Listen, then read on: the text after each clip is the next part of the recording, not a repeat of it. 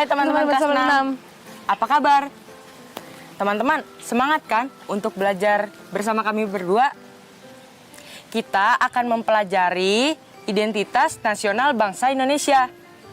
Dimulai dari sejarah Pancasila sampai sejarah lagu kebangsaan Indonesia Raya. Selain itu, kita juga akan memahami konsep rata-rata dan cara menghitungnya. Seru kan? Selamat belajar teman-teman kelas 6.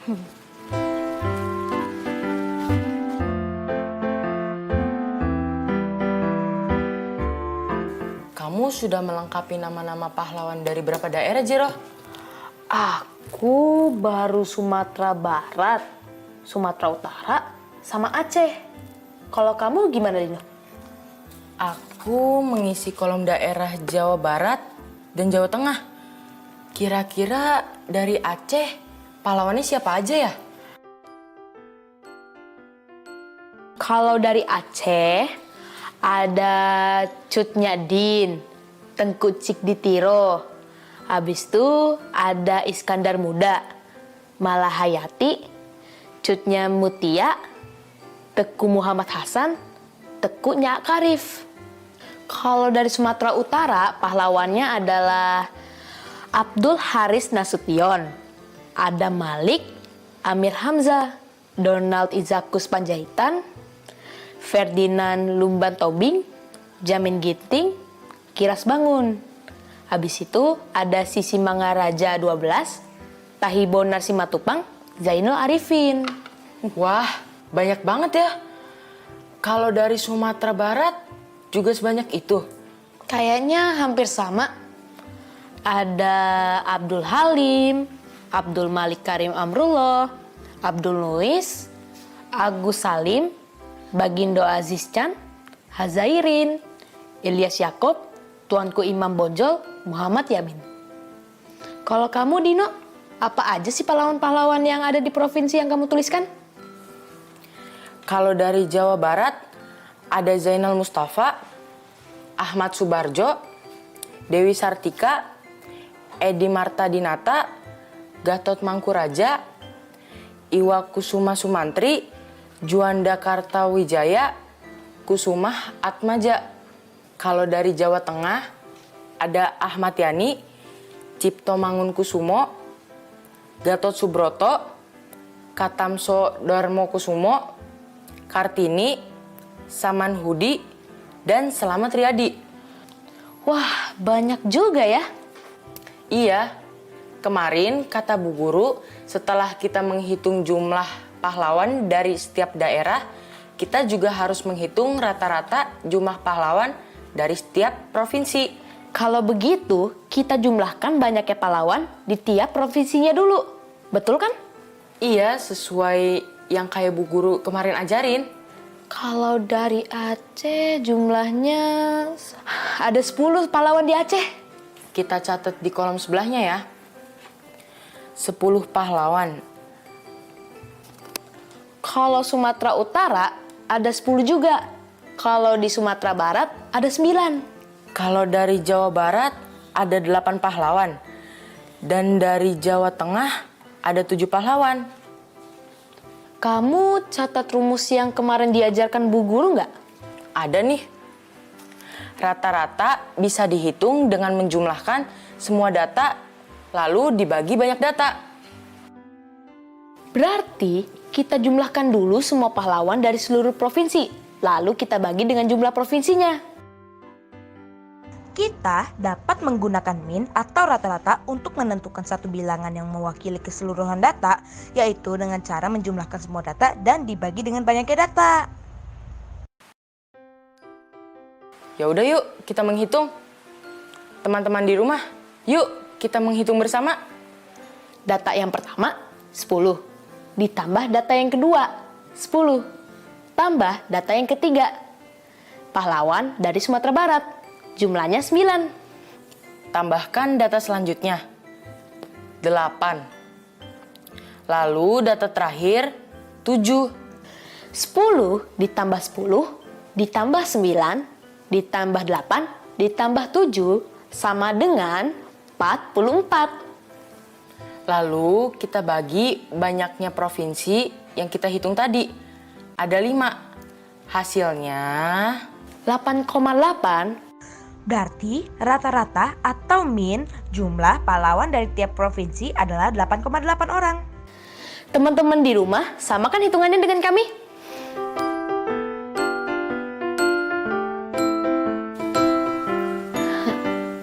Nah, ini dia air minumnya, Jero.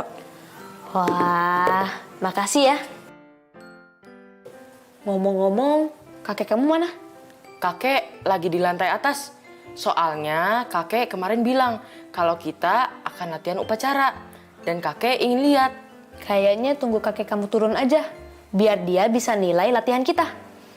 Oke, kalau gitu gimana kalau kita latihan yang lain aja yuk? Boleh. Teman-teman di rumah, yuk ikutan berlatih. Di sini tertulis cermati kalimat berikut ini. Matahari belum sampai di atas kepala saat upacara bendera diadakan. Tetapi panasnya sudah minta ampun. Maksudnya gimana tuh? Matahari belum sampai di atas kepala. Itu menunjukkan waktu. Artinya hari masih pagi. Oh, aku ngerti. Berarti kalau sinar matahari ada di atas kepala, artinya siang. Kalau panas mataharinya udah lewat dari kepala, berarti itu artinya sore. Iya, betul. Nah, kalimat kedua. Biola itu dibiarkan tergeletak di antara tumpukan koran dan peralatan menulis yang berceceran. Nah, bagian di antara tumpukan koran dan peralatan menulis yang berceceran menunjukkan tempat? Iya, yaitu di antara berbagai benda. Jadi, kedua kalimat itu adalah kalimat deskripsi. Kalimat deskripsi adalah kalimat yang menggambarkan keadaan, bentuk, atau suasana. Hal yang dapat dideskripsikan antara lain orang, benda, waktu, dan tempat. Kalimat deskripsi ini membantu pembaca membayangkan dan merasakan apa yang sedang dibicarakan. Kita juga latihan membuatnya yuk. Ayo kita buat 2 kalimat deskripsi. Yang pertama untuk menjelaskan waktu. Dan yang kedua untuk menjelaskan tempat atau lokasi. Teman-teman juga membuat kalimat deskripsi di buku catatan kalian masing-masing ya. Selamat berlatih ya teman-teman.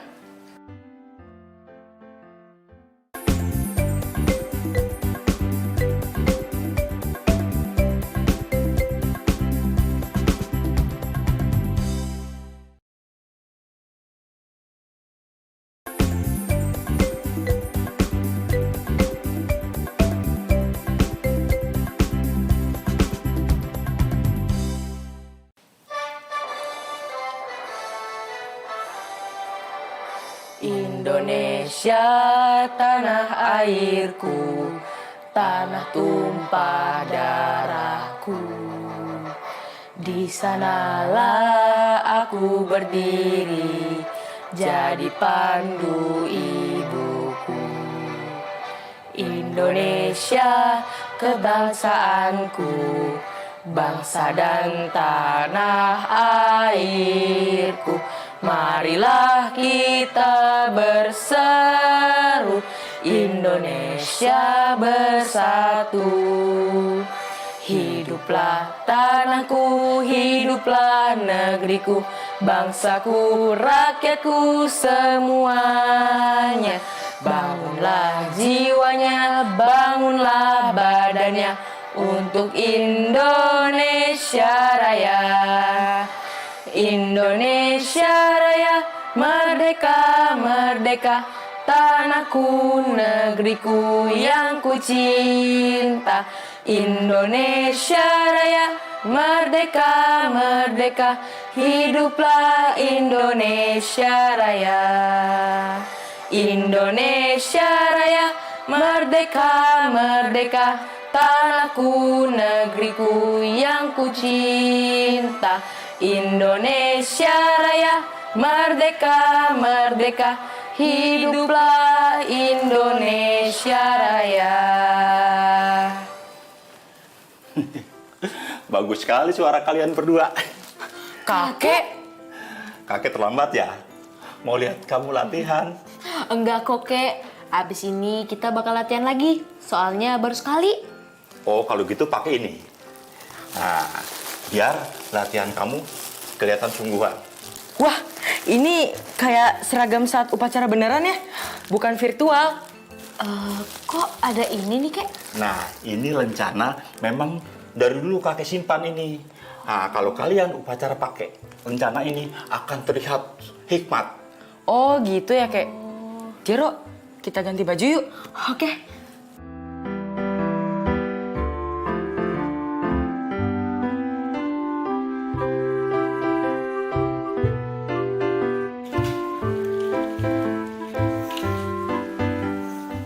Kakek, gimana?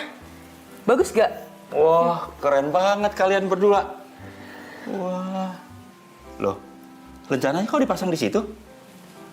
Loh, emang seharusnya di mana kek? Di topi. Nah, sini kakek benerin.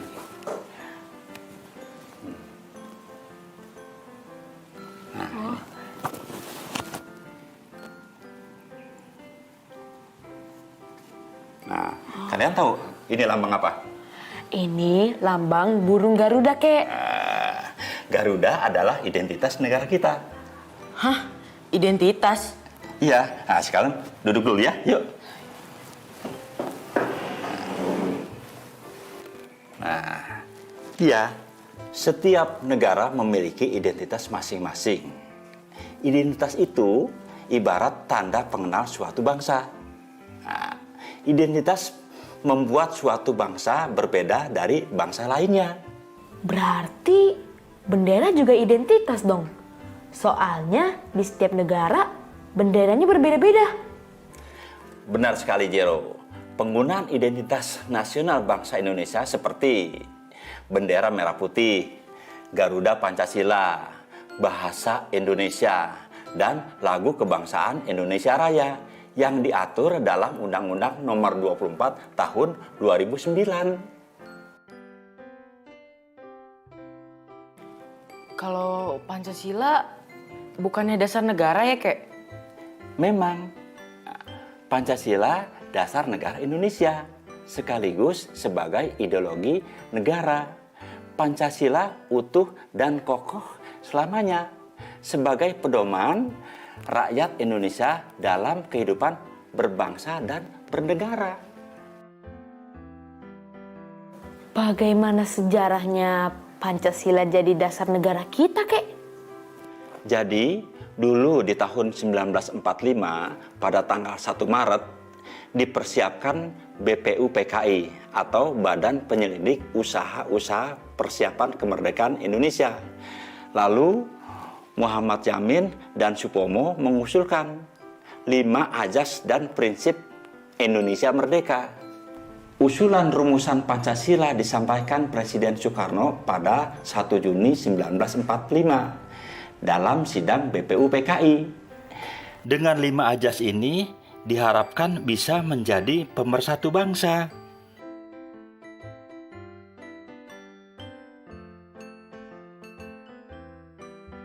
Oh, pantas saja 1 Juni 1945 ditetapkan sebagai hari lahir Pancasila. Nah, kalian berdua mengerti kan pentingnya Garuda Pancasila sebagai lambang negara. Maka dari itu, kita dilarang untuk mencoret atau merusaknya. Juga dilarang menggunakan lambang negara untuk keperluan yang tidak baik. Oke, Kek. Tadi kakek juga bilang kalau bendera merah putih juga identitas negara. Ceritakan tentang sejarah bendera merah putih juga dong, Kek. Bendera merah putih yang sangat bersejarah bagi bangsa Indonesia itu dijahit tangan oleh Ibu Fatmawati, istri Presiden Soekarno. Terdiri atas 2 warna, merah di atas dan putih di bawah. Dengan ukuran 2:3. Bendera merah putih itu pertama kali dikibarkan di Jalan Pegangsaan Timur nomor 56, Jakarta pada hari Jumat 17 Agustus 1945. Kalau bahasa Indonesia? Kalau bahasa Indonesia pertama kali diusulkan pada tahun 1926 dan dideklarasikan pada saat Sumpah Pemuda. Nah, kalian berdua ingat nggak kapan Hari Sumpah Pemuda? Ingat, Kek? Tanggal 28 Oktober kan? Tapi Dino lupa tahunnya, Kek. Betul, tahunnya itu 1928. Nah, bahasa Indonesia itu terbentuk dari berbagai bahasa, yaitu bahasa Sanskerta, bahasa Arab, bahasa Cina, bahasa Portugis, bahasa Belanda, dan berbagai bahasa daerah. Hah? Banyak banget, Kek. Iya, karena dulu kan Indonesia menjadi negara yang sering disinggahi orang-orang dari berbagai negara. Maka masyarakat kita juga menyerap bahasa-bahasa yang mereka gunakan. Tapi akhirnya bahasa Indonesia inilah yang wajib dipakai sebagai bahasa resmi.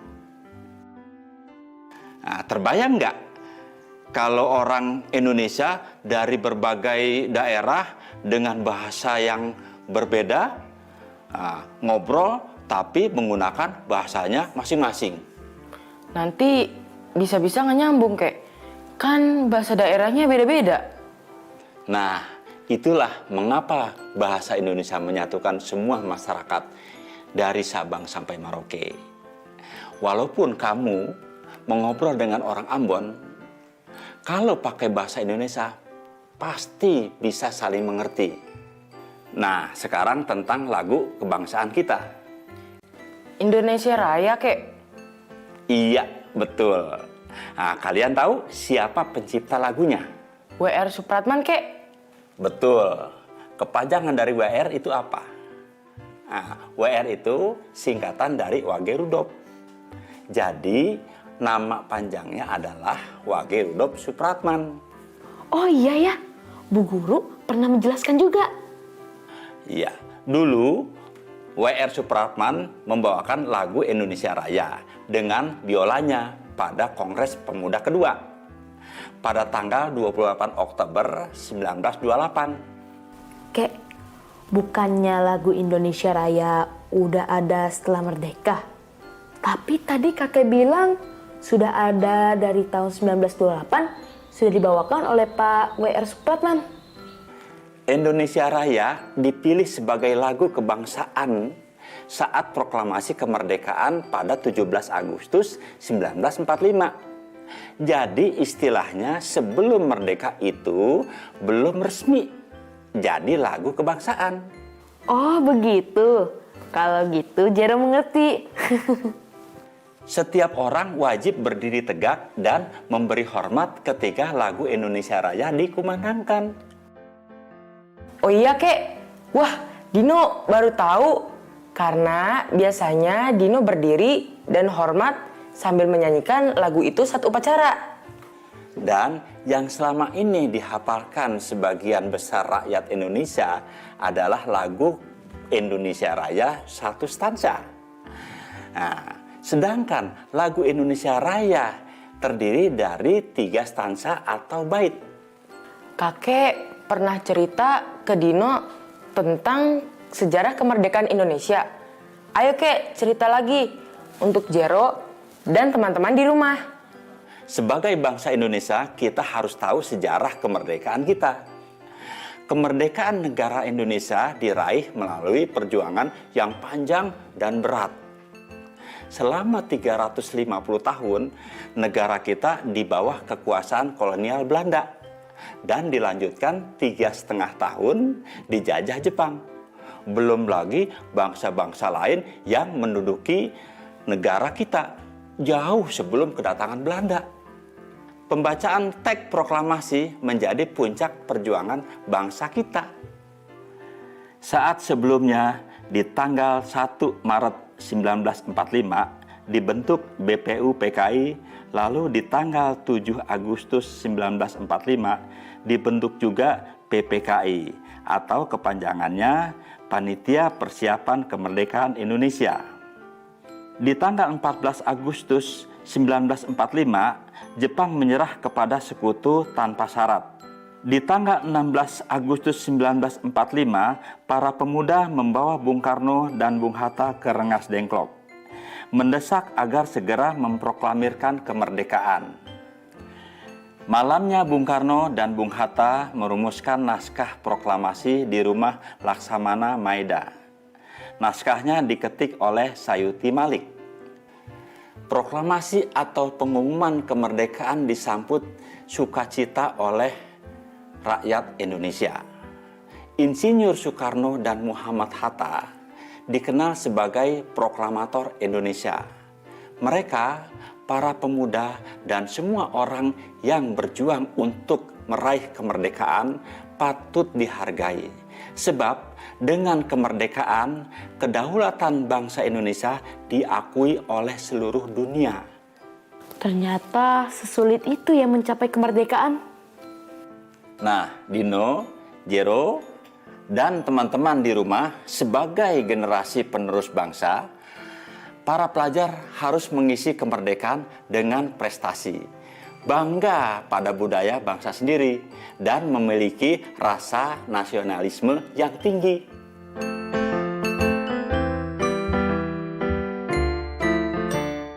Dino mengerti Kek? Jero juga. Hebat cucu-cucu kakek.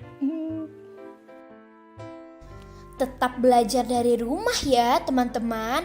Jaga jarak, rajin cuci tangan, dan pakai masker agar kita ikut mencegah penyebaran COVID-19. Sampai jumpa.